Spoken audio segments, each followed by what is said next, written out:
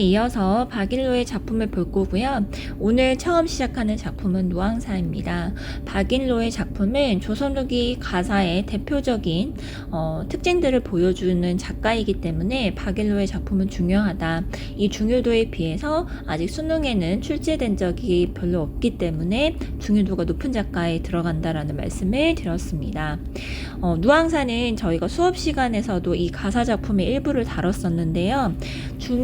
여기서는 특징적인 것이 다른 사대부 가사 작품과 달리 임진왜란 후에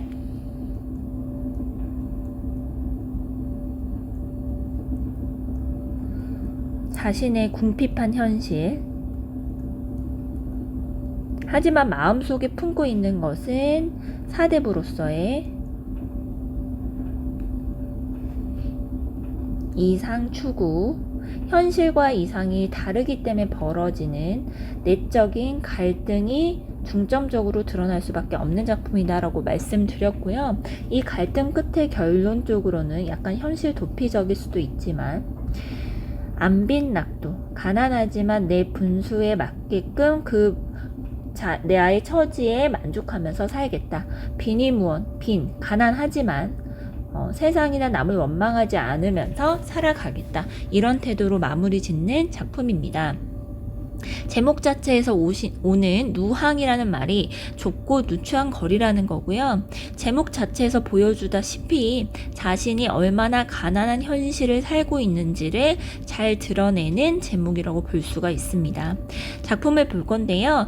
사실 이 작품은 그 뒤에 탕군가라는 가사 작품도 오늘 볼 건데 그 작품과도 관련성이 매우 높은 작품이다라는 것을 말씀을 먼저 드립니다. 서사고요. 이제 시작을 이 작품은 이렇게 합니다. 자, 어리석고 무활한 세상 물정에 어두운 것은 이내 위에 더는 없다는 얘기는 내가 세상 물정을 제일 잘 모르는 사람이다. 자기 자신을 여기서는 겸손이라는 것보단 자기 자신을 약간 좀 비하하는 약간 그렇게 시작하기도 하죠. 기룡화복을 온 인생을 하늘에 붙여놓는다라는 것이 운명론적 세계관이다. 무슨 이런 말씀 드렸었어요. 그래서 운명론적 세계관은 조선시대 전반적인 작품에 깔려있는 거의 세계관이라고 볼 수 있고요. 누황 깊은 곳의 초막, 그러니까 누황이라는 말, 초막이라는 말, 이런 단어들을 통해서 이 작가가 처해져 있는 가난한 상황들을 잘 말해주더라라는 겁니다. 그 아래도 가난한 상황들이 잘 나와 있죠. 풍조우속의 썩은 지핀, 그 집이 썩어버릴 이 집으로 어찌 밥을 해 먹으려고 하니까 연기만 많이 나더라. 그래서 서호밥 다돛죽이잖아요. 그러니까 밥인지 죽인지 모를 정도 이런 초라한 음식들, 설대인 숭냉 뭐 이런 부분들을 통해서 소박한 더 넘어서 초라하고 빈곤한 저지를 잘 드러내고 있습니다. 구체적으로. 자, 그래서 보잘것없는 음식이라도 먹기 위해서 썩어가는 이런 집을 모아다가 매운 연기를 맡아가면서 불을 피우는 이런 구차한 삶, 이런 것들이 잘 드러나고요. 그래서 생이 이러하다. 나의 현실은 이렇다라는 거죠.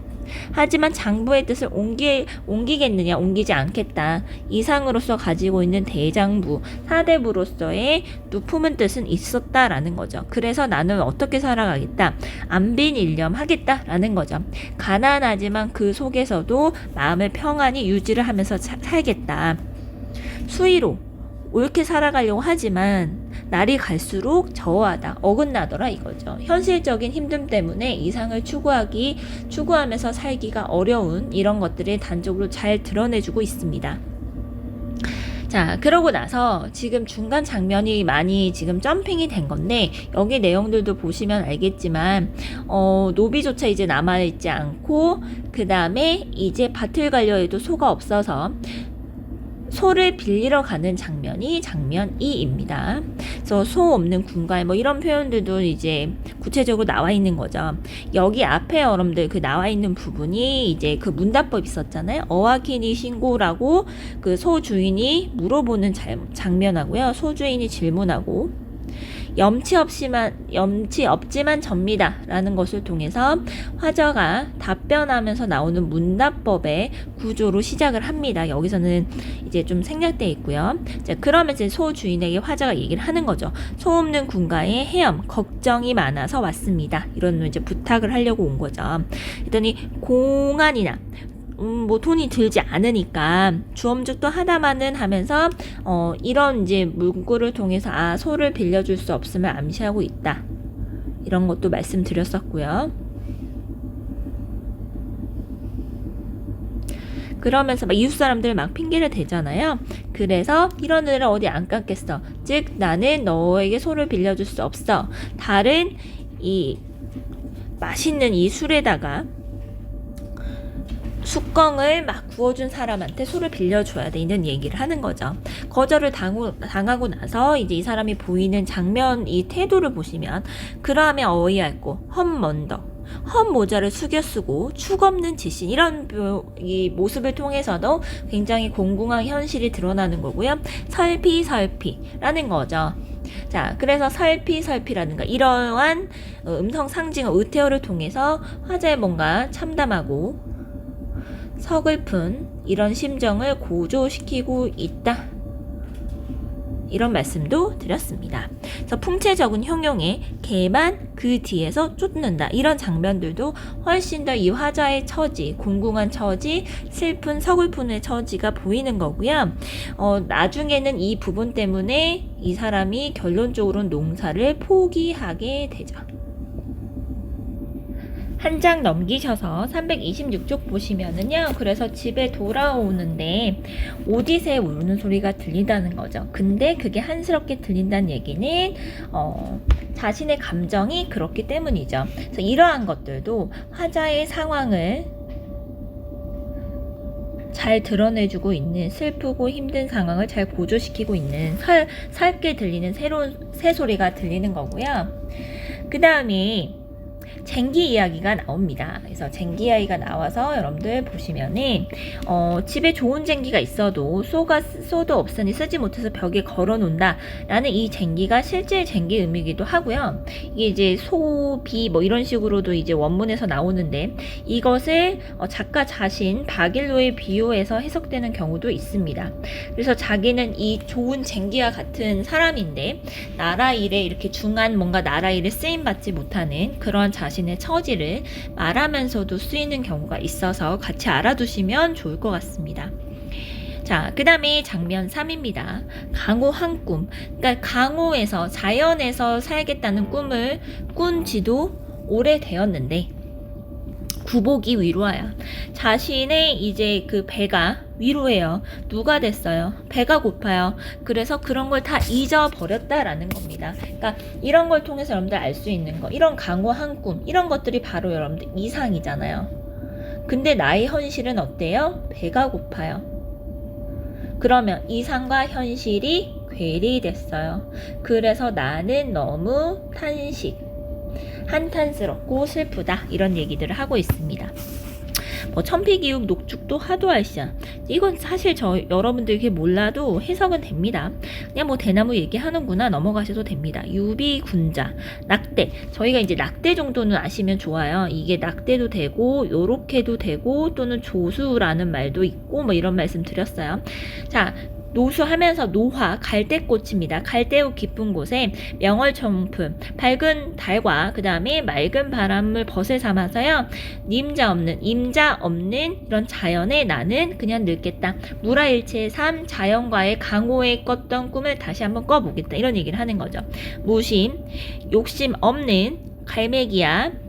오라하며 말라하랴. 너 오라가라 할 필요가 있냐? 이러면서 다툴 사람이 없는 것은 다만 여기인가 하노라. 그래서 이 다문 인가, 여기라는 것은 바로 자연이라는 거죠. 다툴 이가 많은 것은 현실 세상이니까요. 그래서 이러한 것들 때문에 이 사람이 자연에 살기로 했구나.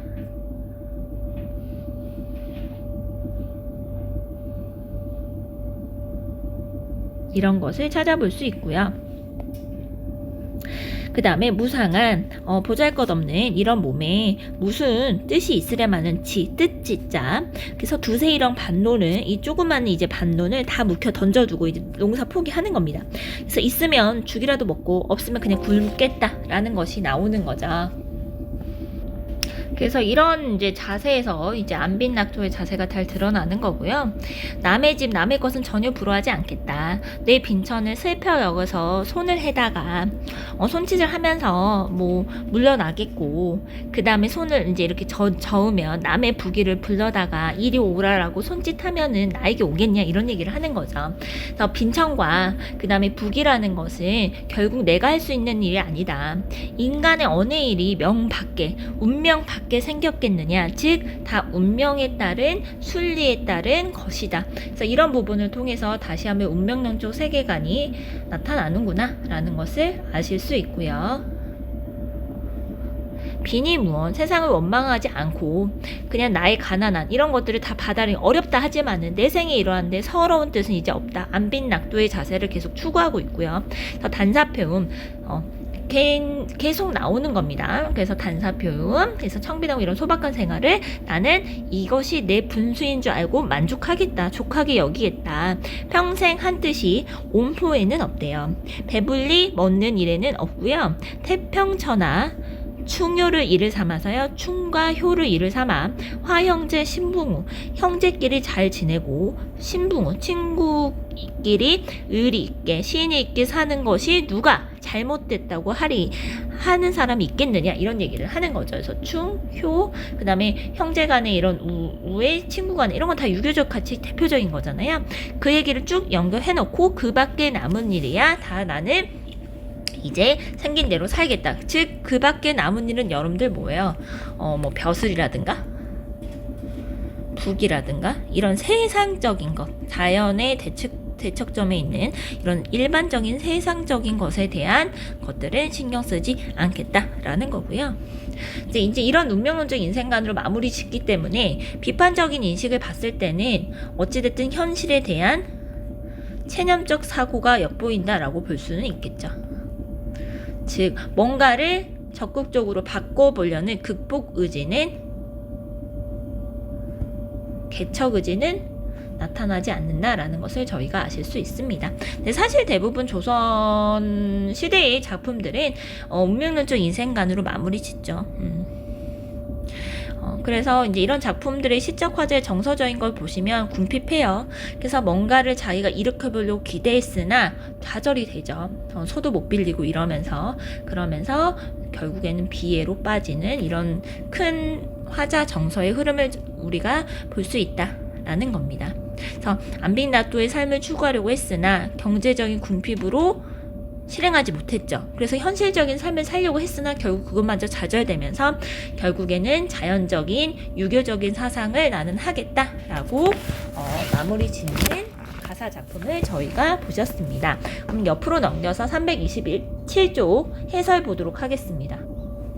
누왕사는 방금 보셨다시피 조선 후기 사대부들이 처한 궁핍한 현실을 굉장히 사실적 구체적으로 보여주고 있기 때문에 조선 후기 가사의 대표적인 작품으로 저희가 볼 수 있는 거고요. 그 다음에 임진왜란 이후에 저희가 허생전이나 다른 작품에서도 많이 보셨다시피 양반의 사회적 지위가 몰락하면서 양반으로서의 삶을 보장할 수 있는 경제력, 또한 농민으로 살 수 있는 생활력도 갖추지 못한 양반들의 소외된 처지를 반영하는 작품이고요. 지금 저희가 조선 시가 작품들을 보면서 저희가 쭉 그 고대 시대부터 지금 조선 후기의 전반적인 시대적 흐름을 작품을 통해서 저희가 또 보고 있어요. 이러한 작품의 경향들이 고전 산문에도 그대로 여러분들 통용이 됩니다. 그래서 고전 시가의 이런 작품적인 이런 흐름들이나 그 당시의 사람들의 생활적 인식을 이해를 하시면 고전 산문 공부하실 때도 굉장히 도움이 되실 거다라고 생각이 듭니다. 자, 그래서 현실적으로 노력을 했지만 결국에는 자신의 모습을 한탄하면서 농사를 포기해버리고 전통적인 사대부의 유교적 자연관으로 회귀해버립니다. 그래서 이 부분은 사실 저희가 조선 초기부터 끊임없이 확인할 수 있는 유교적 가치의 중시라든가 자연 속의 친화적인 삶 이런 것들은 볼 수 있는 거죠. 그래서 이것을 비판적으로 봤을 때는 변화된 현실을 받아들이긴 하지만 적극적으로 대응하지 못하고 해결하지 못하는 모습들도 확인할 수 있겠다라는 겁니다.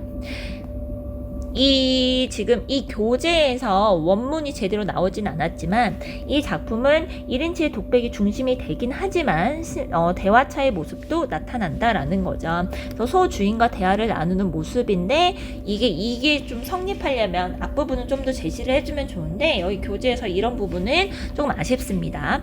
그래서 이제 이런 것을 소주인과의 대화를 통해서 다시 한번 자신은 소외된 처지를 깨닫는다라는 내용들이 나와 있고요. 그래서 이 작품의 특징은 이런 거죠. 관념적인 미화된 표현을 벗어난 일상어의 사용, 구체적인 현실적인 묘사 이런 것들이 조선 후기 가사의 대표적인 특징을 보여준다라고 말할 수 있는 것입니다.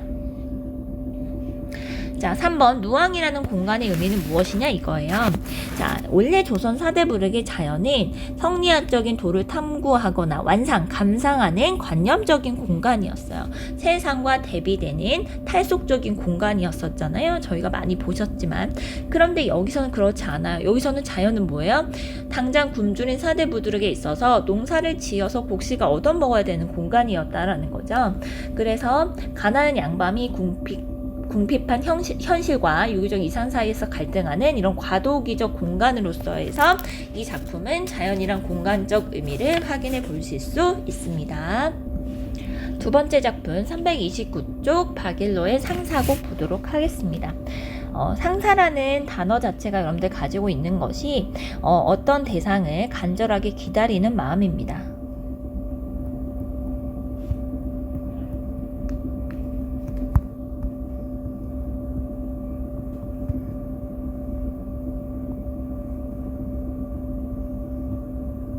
여기서는 충신연주지사의 성격이 드러나긴 합니다. 그런데 이제 그 뒤에 여러분들 내용을 보시면 이 사람이 실제로 자신의 마음을 표현한 것이 아니라 다른 사람의 그 영군의 임금님을 사모하는 마음을 듣고 나서 이 사람이 워낙 시가를 잘 짓기로 유명하니까 네가 한번 이걸 가지고 노래를 불러봐라 라고 해서 지은 노래입니다. 그러니까 실질적으로 이 마음을 표현하는 화자가 박일로다라고 보기는 조금 어려울 수 있다라는 말씀을 드립니다. 자, 이게 사실은 굉장히 여러분들 보시면 알겠지만 작품이 생각보다는 길겠죠. 이 장면 이 두 줄밖에 안 되니까요. 자, 천지간에요. 어느 님이 남들에게 서럽겠니요? 나밖에 없을 거래요. 아마도 서러운 건 잉글이어 서러운 거래요. 그러니까 자기 혼자 지금 물어보고 답하고 있는 자문자답의 구조로 시작되고 있고요. 양대의 구름비는 내린 지 몇 해래요. 자, 그러면 뭐예요? 해가 잘 비친 데에 구름비가 내린 지 몇 해. 그러면 오래되었다는 얘기죠. 임과의 이별이 오랜 이별이었다라는 것을 알려주면서 거울마저 녹이 슬었대요.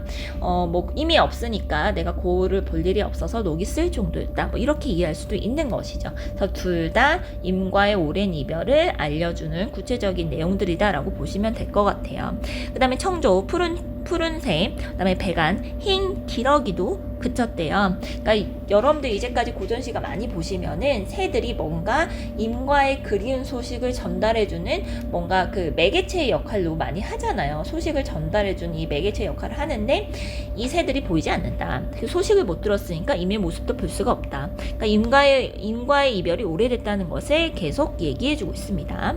그리워해도 못 보기에 그리워하지도 말리라 여겨서요. 나도 장부로서 자 여기 특이한 거 여러분들 보시면 원래 여러분들 충신연주지사는 여러분들 저희가 말씀드렸다시피 남녀 간의 사랑과 이별을 보통은 남자가 임금이고요. 여자가 신하의 관계로 이렇게 대응시켜서 말하는 경우가 굉장히 많은데 여기서는 남성 화자가 남성 화자로서 임을 그리워하는 모습으로 나와 있다라고 보시면 될 것 같습니다. 자, 그래서 눈에 밟혀서 있자는데 절로 밟히거든 서러워서 아니요 그리워할 소냐 뭐 이런 얘기들을 하고 있습니다. 자, 그 다음에 화조월서. 아침에는 꽃피고요. 달에는 밤에는 달지고. 그러니까 이런 것들 지금 여기 보시면도 여기에 보시면 나오겠지만 여기도 이런 데 있죠. 봄이 되어 꽃에 나비가 모여들고 꾀꼬리는 쌍쌍이 놀아요. 즉, 외부의 풍경은 굉장히 좋아요. 봄날이든 아름다운 풍경이든 자, 아름답고 좋은 경치를 제시를 한 다음에 그것과 대비를 이루는 대조를 이루는 화자의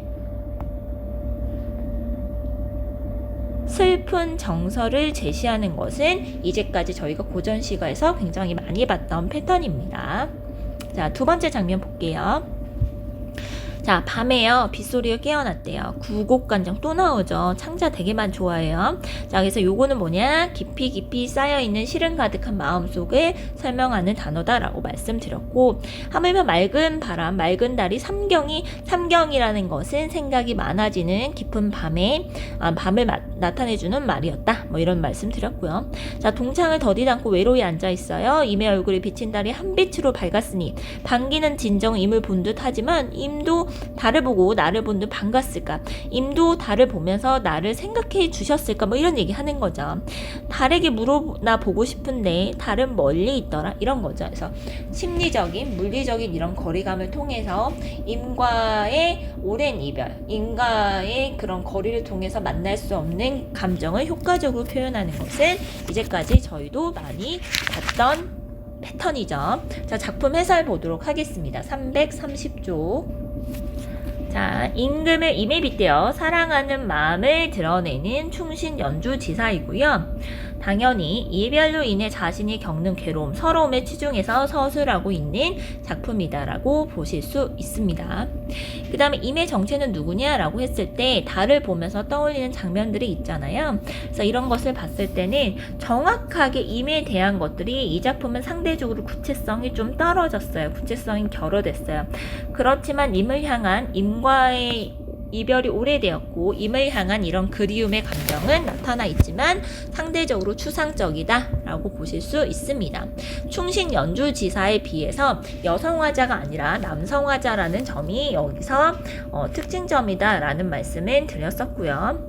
또 하나, 자, 갑자기 결말 부분에서요. 여기 이 작품에서는 드러나진 않지만 갑자기 임을 그리워한 일을 멈추고 얘가 이런 얘기를 해요. 아, 그냥 나 농사짓고 소박하게 안분지족하면서 살겠어 하면서 세상 일에 초연한 태도를 보입니다. 달관적인 태도. 그래서 이런 부분들이 특징적이다라는 것을 말씀드려요. 여성화자가 아니라 남성화자다. 그 다음에 안빈낙도의 개념으로 갑자기 끝나버리는 이런 작품입니다. 그래서 갑자기 결말 부분에서 갑자기 반전이 있잖아요. 그래서 전체적으로 이 작품이 일관성은 좀 결여된 작품이다라는 한계점도 등장하겠다라고 생각하시면 됩니다. 반전이라는 것을 시상의 전환이라고도 볼 수 있겠죠. 자, 그래서 임과의 그리움, 임에 대한 이별로 인한 그리움의 감정에서 갑자기 농사 지으면서 소박하게 안빈낙도 하겠다. 그 다음에 성리학적, 유학적인 이념을 추구하면서 갑자기 끝나버리는 작품으로 인해서 나름의 한계점도 비판받을 수는 있다. 이렇게 보시면 될 것 같습니다. 그래서 여기 보시면 아래에 이런 말 있죠. 이덕형이라는 사람의 부탁을 받아 짓게 되었다라는 것이 특징점이 있고요. 이 작품은 이제 좀 오래되긴 했으나 수능으로 출제가 됐던 작품이다 라는 거고요. 박인도의 작품은 여러분들 수능 볼 때 만날 수도 있는 작가다. 그래서 박인도의 작품은 좀 잘 챙겨서 보셨으면 좋겠다 라는 말씀을 드립니다. 332쪽 탕군가 넘어가도록 하겠습니다. 자, 탕군가고요. 말 그대로 탕군가는 가난함을 한탄하는 노래입니다. 그러니까 가난한 생활이 주가 되겠죠. 그래서 장면 1은 이 작품의 서사가 되고요. 본사가 빠졌고 그 다음에 마지막에 결사 작품이 들어가 있다라고 보시면 될 것 같아요. 자, 서사 부분 보시면 하늘이 만드시는 것을 일정하게 고르게 할 건데 내 인생은 어찌나 이렇게 괴로운 일만 가득한지 모르겠다 이런 얘기를 하는 거죠. 30일에 9끼니를 못 먹었대요. 그래서 이런 말을 삼순구식이라고 하거든요. 그 다음에 10년 동안 갓 하나를 쓰거나 못 쓰거나 그래요. 그러니까 10년 동안 10년 일관이라고 하는데 10년 동안 갓 하나도 쓰지를 못한대요, 제대로. 그러니까 가난한 생활을 단적으로 보내주는 거죠. 암표가 자주 빈들 나같이 비었으며 원원의 가난이를 나같이 극심할 겁니다. 암표와 원원이란 사람이 청빈한 생활을 했던 중국의 대표적인 사람이에요. 그런 사람들보다 나는 더 가난해 하면서 서사를 시작합니다. 그러고 나서 이제 본사의 내용이 여러분들 여기 있거든요. 여기 보시면 어떠냐면 밥이 없어서 죽을 써 먹어요. 그 다음에 가을에 그나마 농사를 빌렸는데 농사 지은 걸로 식구들 먹기가 턱없이 부족해요. 수확량이 너무 적어서요. 그리고 양반이긴 한데 종들이 가난한 주인이라서 화자를 무시하고요. 이자와 세금을 어떻게 낼까 걱정하고요. 손님 대접할 일은 당연히 어렵겠죠. 무슨 시루솥에 녹이 끼어 있어요. 쓸 일이 없어서 이런 내용들을 구체적으로 얘기를 합니다. 그러고 나서 결사 부분 보세요. 여기에 사실은 이 작품은 좀 특이적입니다. 가난 귀신과 대화의 상대가 가난 귀신입니다. 근데 이 가난 귀신을 어떻게 이별하고 싶은 대상으로 표현합니다.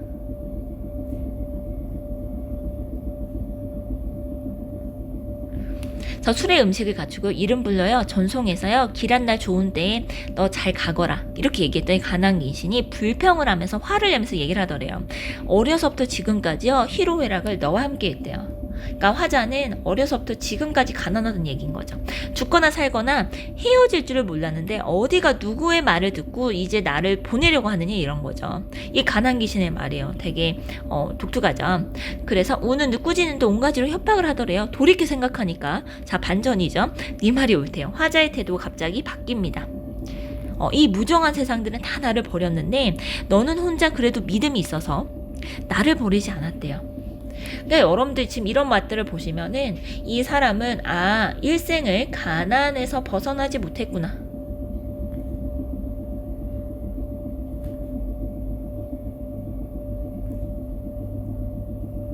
라는 것을 알 수 있죠. 자, 하늘이 만든 이내 가난 어떻게 나게 하겠냐. 빈천도 가난함도 나의 분수다. 서로에서 무엇 하겠냐. 분이다. 안분지조가 이제 이 분입니다. 그래서 운명론적 인생관을 통해서 가난을 받아들이고 있는 작품이 탕군가다라고 보시면 될 것 같습니다. 작품 해설 볼게요. 자, 중국의 고사 속 인물을 인용하고 있지만 대부분 중국의 고사의 인물을 인용할 때는 자신의 처지와 유사하거나 뭔가 대비시키기 위해서 가져온 사람들이 대부분 많죠. 그래서 이 사람들을 이용해서 결론적으로는 이런 고사를 인용할 정도면 이 사람은 학문적으로는 뛰어났던 사람이다. 하지만 얼마나 가난한지에 대해서 잘 알려주기 위해서 고사를 인용했다라는 거고요.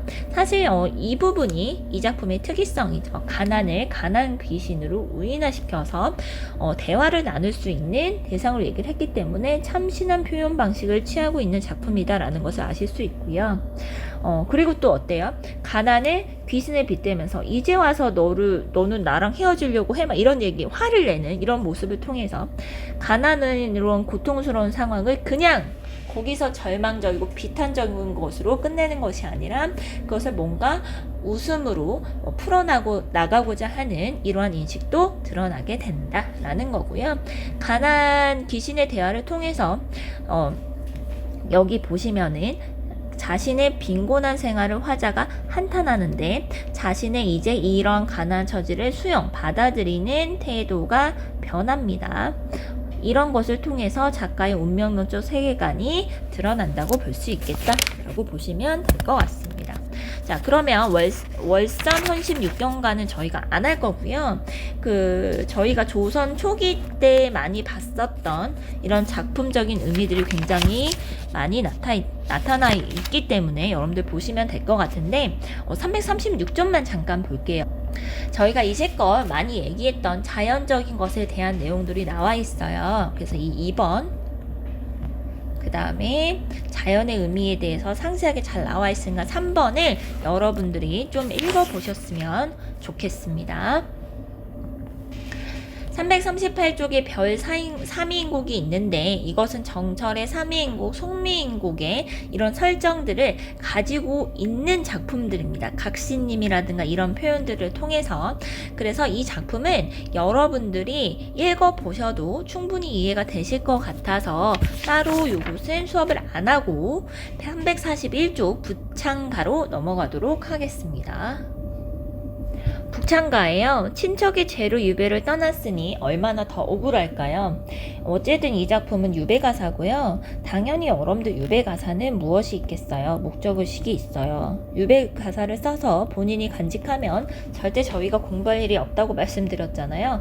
당연히 유배지에 풀려날 목적으로 임금에게 자신의 목소리가 전달되기를 기대하면서 지은 것이 대부분이어서 목적의식이 있는 가사다라는 것을 이해하시면 될 것 같습니다. 근데 이 사람은 일반적인 유배 가사랑 조금 성격이 다른 것이 일단 본인의 잘못으로 간 게 아니에요.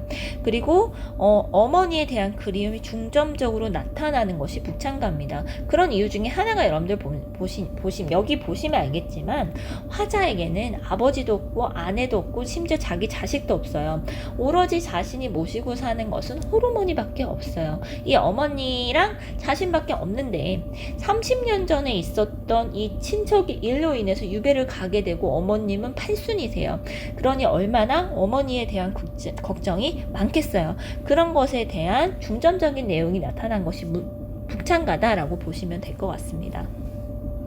앉은 곳에 해가지고 누운 자리 밤을 새어서요. 잠든 밖에 한숨이고 한숨 끝에 눈물밖에 안 난대요. 밤밤마다 꿈에 뵈니까요. 꿈을 돌려 상시과정. 어머님과 항상 옆에 있고 싶대요. 학발잔. 자, 머리가 하얗게 센 어머니를 못 빼거든. 안족서신. 안족서신이 여러분들 뭐냐면 기러기 발목에 편지를 매닫는 겁니다. 그래서 저희가 앞에 작품에서도 보셨잖아요. 그러니까 임의 소식을 전달하는 매개체로서 새가 굉장히 많이 등장을 하죠. 그래서 기다린들 기별이 올까? 오늘하면 달이 넘는데요. 보내더라도 못 본 데는 기다리나 보게 되면 시원할까? 놓친 소식 나 모르는데 내 소식은 놓치냐 할까? 이런 얘기를 하는 거. 어머님 걱정을 많이 합니다. 그러면서 산과 강물이 이 막힌 곳에서 일반고사 괴로운 모든 이런 생각들을 누가 내 마음을 헤올고 헤아려 주겠어 알아주겠어 묻노라 밝은노라 두 곳에 비치느냐 나 있는 곳과 어머니에 있는 곳 이러면서 자기 자신을 유배 가서 멈춰있는 상황에서 달이라든가 새라든가 자유롭게 다닐 수 있는 이런 대상들에게 자신의 정서를 의지하고 의탁하는 경우 굉장히 많죠. 그래서 뭐가 되고 싶대요? 흐르는 냇물이 되어서 어머님 계시는 집 앞에 흘러가고 싶대요. 나는 듯 새가 돼서 어머님이 계시는 창가에 놀고 싶대요. 이런 대구 비슷한 자연물을 통해서 자신의 감정을 효과적으로 드러내고 있다. 그러면서 여우주 잃은 용이고요. 그 다음에 키가 없는 이 방향을 잡는 이 키가 없는 배와 같다라는 거죠. 자, 어머니는 뭐냐? 우리 이 노치는 이런 상황이다 이거죠. 자신이 아니면 돌봐줄 사람이 없는 이런 어머니의 처지를 구체적으로 잘 형상화시키고 있는 작품이라는 것을 보실 수 있습니다. 342쪽 조선 후기 유배가사의 특징 보도록 할게요. 많이 보셨다시피 조선적이는 관념적이고 추상적이라면 조선 후기로 갈수록 구체적인 현실적인 것들이 많이 나타난다라는 거죠. 그래서 조선 전기 유배가사에 대한 특징과 함께 조선 후기에 대한 다른 특징이 나타나 있습니다. 그래서 비교해서 이건 읽어보시면 돼요. 그래서 조선 후기에서는 뭐냐? 유배 생활의 고통스러움, 사실적 묘사, 원망과 울분의 정서 토로 또는 가정 및 고향에 대한 그리움 이런 개인적인 정서로 더 치중해서 설명이 되더라라는 것을 이해하시면 될 것 같습니다. 또 하나 유배지의 험난한 생활 환경에 대한 구체적인 묘사 이런 것들이 조선 후기 유배 가사의 특징이다 라는 거고요. 이 작품의 특징적인 건 뭐냐? 영군 지정이 하나도 드러나지 않고 화자는 자신의 고단한 신세의 한탄 나이든 어머니를 모셔야 하니까 은혜를 베풀어 주세요 정도의 언급만 있더라 라는 겁니다. 그래서 다른 작품들과 달리 영군 지정, 충 이런 게 없어요. 유배로 인한 어머니와의 이별 이런 것들이 중점적으로 나타있는 작품이었다라는 것을 아실 수 있습니다.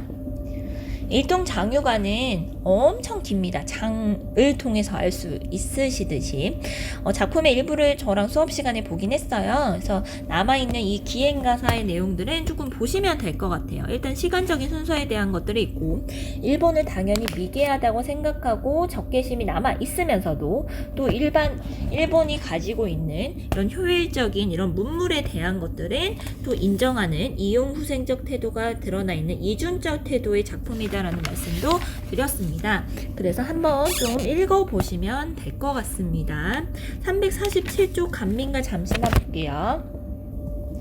간민가 저희 수업했었잖아요. 그래서 간민이라는 사람이 생원이라는 사람에게 자신의 일을 하소연하면서 시작되는 것이고, 정말로 과도한 조세 부담 이런 걸로 인해서 조선 후기에 농민들이 얼마나 비참한 현실을 살았는지가 구체적으로 잘 드러난 작품이다라는 말씀들 드렸습니다. 그래서 조선 후기에 비참한 이런 서민들의 생활상이 잘 표현되어 있는 작품이어서 저희가 같이 봤었어요. 그래서 작품 해설들을 좀 읽어보시면서 한번 이해해 보시면 될 것 같습니다. 자, 103쪽에 만원사 보도록 하겠습니다. 자, 만원사는 다른 건 모르셔도 이건 아셔야 돼요. 일단 이 사람은 중인 출신으로 유배를 갔기 때문에 더더군다나 더 비참하고 공공한 이런 유배 생활을 했다라는 걸 아실 수가 있고요. 또 하나는 이 사람은 이제 대부분 조선 전기의 유배 가사들을 보면은 당쟁 이런 거에 휘말려서 자신의 잘못보다는 그런 거에 휘말려서 유배를 간 사람들이 많아요. 그런데 이 사람은 국고를 함부로 탕진했어요. 그러니까 자신의 잘못으로 인해서 유배를 간 사람의 가사 작품이기 때문에 여러 가지 면에서 일반적인 유배 가사랑 성격이 다를 수밖에 없다라는 말씀을 드리고요. 이 사람은 중인이잖아요. 더군다나 임금님을 본 적이 없겠죠. 그래서 영군지정 임금님을 사모하는 이런 마음들은 좀 약화되어 있고요. 자신이 얼마나 비참한 생활을 하는지를 초점을 맞춰서 쓰여 있는 작품이라고 볼 수 있습니다. 그래서 화자의 개인적인 이런 슬픔, 그다음에 회한 이런 것들이 거의 중점적으로 설명이 되어 있고, 만원사, 많은 말이라는 것을 통해서 생각보다 꽤 긴 내용이다라고 보시면 될 것 같습니다. 그래서 여기 본문에도 여러분들 나오면 아시겠지만 이미 애초에 유배를 가는 들어가는 부분에서도 굉장히 구박을 많이 받는다 라는 내용들이 나타나 있어요. 그래서 막 여기선 지금 제대로 안 나오는데 옷이 엄청 더러워져서 가요. 그러니까 뭐 겨울쯤에 간 거죠. 속옷을 입은 거요. 여름 되면 어때요? 이 속옷을 입으면 너무너무 덥겠죠. 근데 옷이 하나밖에 없어서 못 빨아요. 그래서 마치 굴뚝을 막은 옷처럼 까맣게 됐다 라든가 막 온갖 정말 비참한 생활들의 열거가 된 작품이라고 보실 수 있습니다. 그래서 여기 이 아래 보시면은 여러분들 유배에서 풀려나기를 소망하는 장면만 좀 볼게요.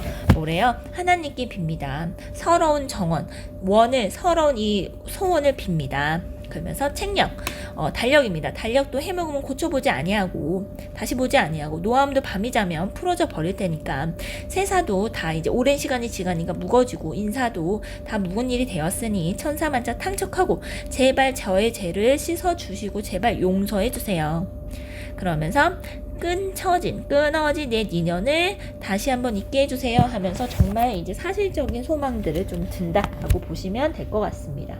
자, 그래서 보시면 작가가 겪은 비참한 현실을 굉장히 구체적으로 묘사하고 있고요. 인물의 이런 발화를 중간 대사 처리처럼 하면서 마치 약간 소설을 보는 듯한 구체성적인 표현이 잘 보인다라는 거고요. 구체적이고 생생한 묘사라는 이 조선 후기 가사의 구체적인 대표적인 특징을 이 작품도 찾아볼 수 있다라는 겁니다. 자신이 유배지에서 겪은 귀양살이의 고단함이 주된 내용이 여러분들 되고요.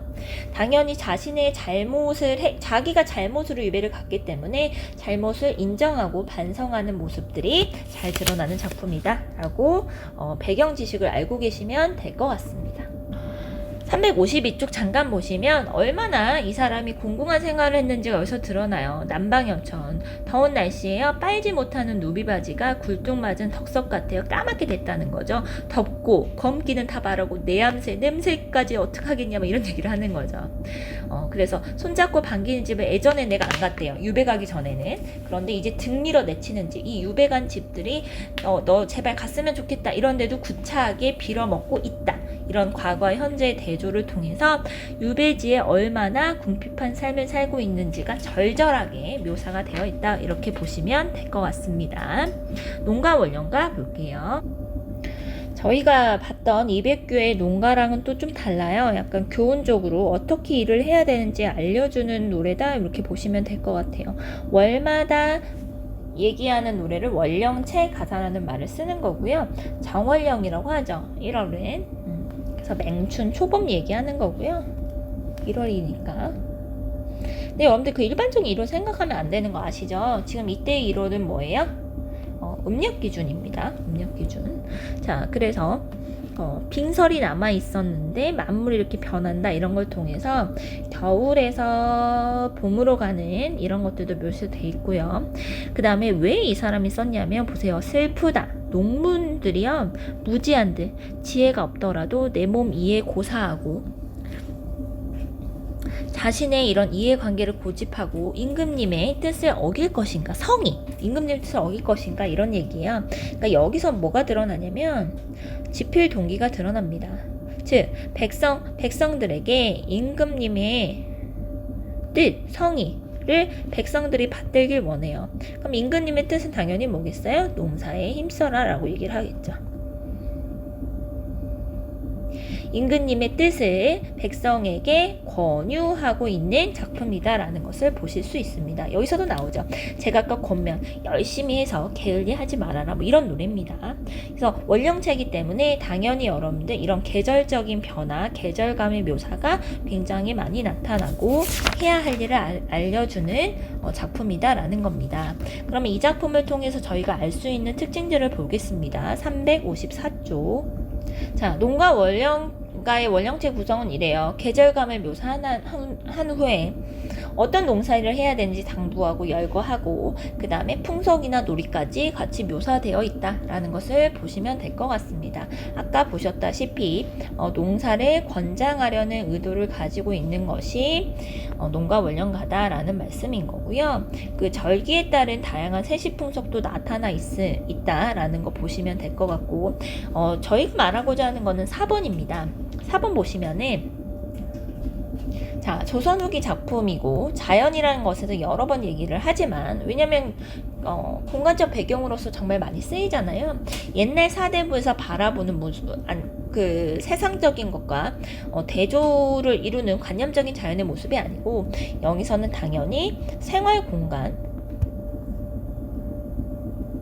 삶의 현장, 뭔가 생산 이런 것과 관련된 자연의 의미가 드러난다라는 거 다시 한번 확인하실 수 있겠고요. 농촌을 향한 사대부의 훈계예요. 그러니까 백성들에게 너희들 열심히 농사를 지어야 된다 이렇게 얘기를 하는 거죠. 그래서 이런 것들이 이 작품이 왜 이 당시에 쓰였을까라고 봤을 때 농촌의 양극화 현상, 산품경제 발달 이런 농촌 현실이 변하더라 이거죠. 조선 후기에. 그렇지만 아시다시피 그때의 조선은 가장 근간이 되는 근본으로 되는 것이 바로 농업이었어요. 그래서 농업을 근본으로 하는 사회 질서를 유지, 회복하기 위한 이런 의도가 담긴 것이다 라는 겁니다. 당연히 한계점으로 찾으면 뭐 이거겠죠. 교훈적인 내용으로 농촌 질서를 안정시키려 하는 목적의식이 뚜렷한 작품이다. 그러니까 목적의식이 뚜렷하면 여러분들 어때요? 문학성이 떨어지죠. 그래서 문학적인 흐름으로 봤을 때는 당연히 뭔가 비판점, 한계점, 아쉬운 점이 있을 수밖에 없다라는 것입니다. 자, 그 다음이 연행가인데요. 홍순학의 작품이고요. 일동 장유가랑 비슷한 점들이 일단 기행가사다 보니까 여행의 과정에 따른 추보식 구성, 시간의 흐름에 따른 구성이 잘 나타나 있고 일본과 마찬가지로 청나라의 문화를 멸시하면서도 청나라가 가지고 있는 실현주의 문화를 또 인정하는 이런 이중적 태도가 드러났다라는 면에서 동일하다라고 말씀을 드렸습니다. 이것은 저희가 수업 시간을 좀 다뤘었고요. 그래서 한번 읽어보시면 좀 이해가 되지 않을까 싶습니다. 지금 저희가 계획했던 20시간은 일단 오늘로서 마무리를 하는데 1시간 정도만 더 활용을 하면 이 작품을 좀 끝낼 수 있을 것 같아서 1시간 정도 추가로 또 제작을 해서 여러분들께 링크를 공유하도록 하겠습니다. 수고하셨습니다.